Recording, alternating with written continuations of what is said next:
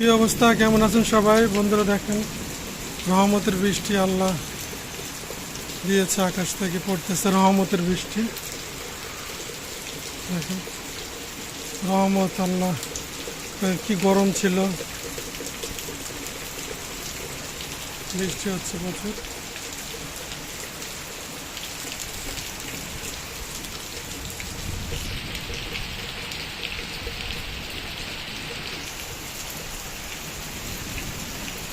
স্বস্তি ফিরে আসবে মানুষের মধ্যে বৃষ্টি।